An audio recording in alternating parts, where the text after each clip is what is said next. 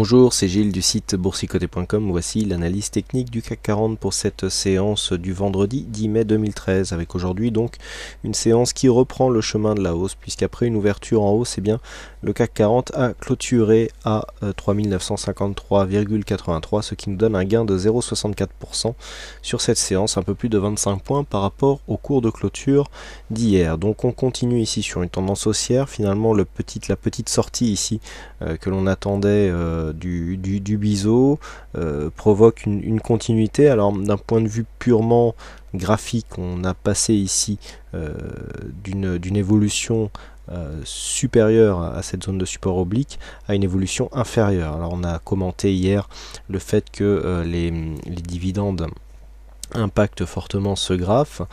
Toujours est-il que d'un point de vue graphique, on en reste à ce schéma. Quoi qu'il en soit, malgré ces dividendes, nous avons aujourd'hui cassé les plus hauts du jour, ce qui n'était pas le cas hier, et nous pouvons constater que en s'appuyant ici sur cette moyenne mobile 7, eh bien, nous restons dans un biais très dynamique d'un point de vue court terme, même si l'évolution se fait maintenant sous cette zone de support. Du point de vue des indicateurs, pas de grands changements. RSI et stochastique sont en zone de surachat. Nous avons un MACD qui confirme son retournement. Alors donc là c'est une configuration que l'on a déjà rencontrée, le fait que le MACD ici arrive sur une phase de baisse alors que les cours continuent à monter.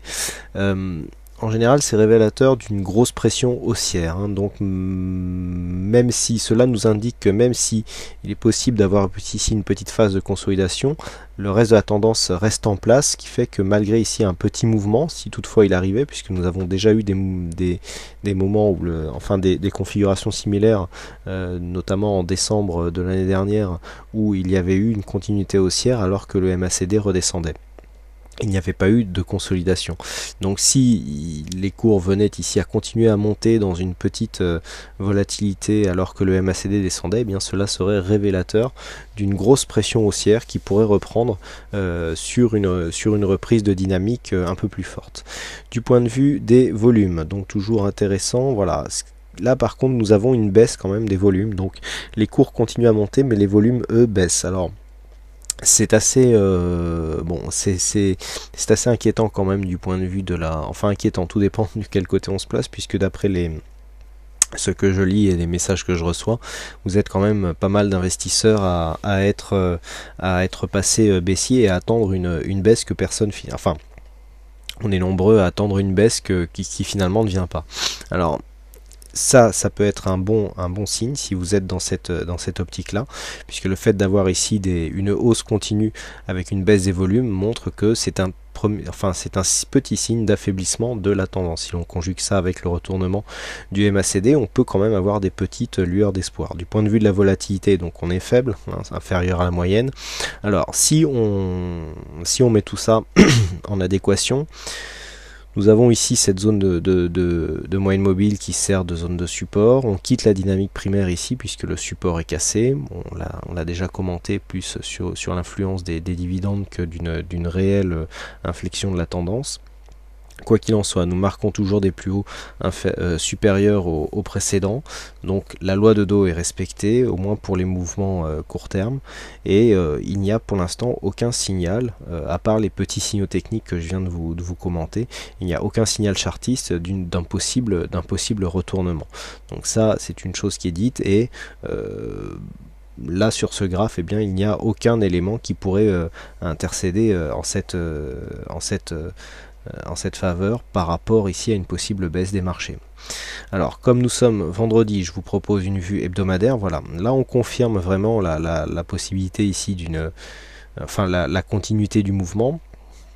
Nous avions eu ici une petite sortie qui avait été invalidée, hein, puisqu'on s'était cassé les dents ici sur les 3600 points avant de réintégrer la zone et de repartir à la hausse. Donc là clairement on s'inscrit dans une continuité de mouvement haussier sur sur la vue moyen terme, puisque nous voyons ici des attaques relativement franches sur la bande de Bollinger supérieure. Nous avons ici des bougies qui sortent, avec ici une bougie qui est assez dynamique par rapport à la bande de Bollinger.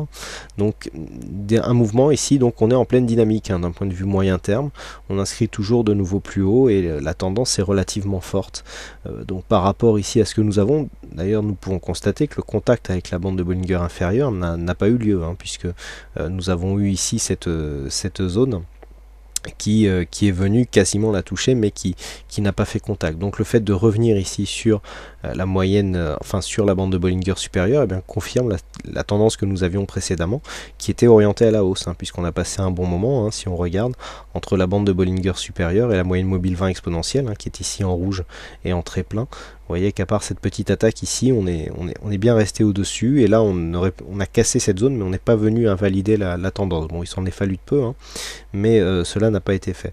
Donc on retrouve de la dynamique, ça c'est plutôt bien, et du point de vue de la tendance moyen terme, du fait que nous avons ici l'inscription de nouveau plus haut au sein de cette tendance, malgré ici une cassure de cette zone de support, eh bien nous avons une continuité du mouvement. Donc pour l'instant pas non plus d'inquiétude à ce sujet-là.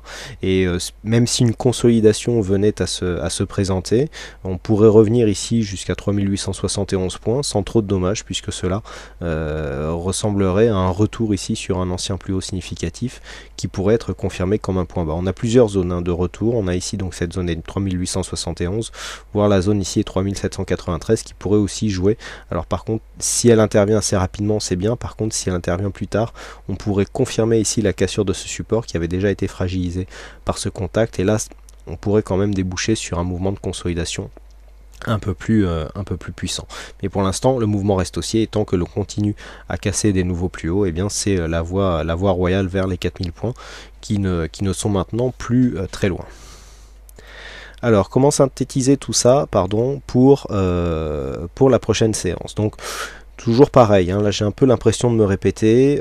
On a un point bas maintenant significatif qui se situe sur cette bougie, à savoir les 3909 points. Tant que l'on est ici au-dessus de ces niveaux, eh bien le biais continue à rester haussier. Le fait de confirmer ici une possible cassure des 3972 points, eh bien nous ouvrira donc vers les 3986,50. Donc j'ai rebaissé un petit peu les 3990, et en cas de franchissement, eh bien ça sera 4035 qui feront office de prochaine résistance et donc de prochain objectif. Voilà donc ce que l'on peut dire sur cette analyse technique. Pas grand chose d'autre à rajouter. Donc les points à retenir ici pour lundi, 3909 et ici 3986 qui reste l'objectif haussier. Voilà donc ce que l'on peut dire sur cette analyse technique. Alors aujourd'hui c'est La Vague qui a gagné au jeu du fixing, bravo à lui, et puis quant à moi il ne me reste plus qu'à vous souhaiter à toutes et à tous une bonne soirée, un bon week-end, bonne chance dans vos prochains trades, et on se donne rendez-vous donc dès la semaine prochaine pour d'autres analyses techniques en vidéo. Bonsoir à tous.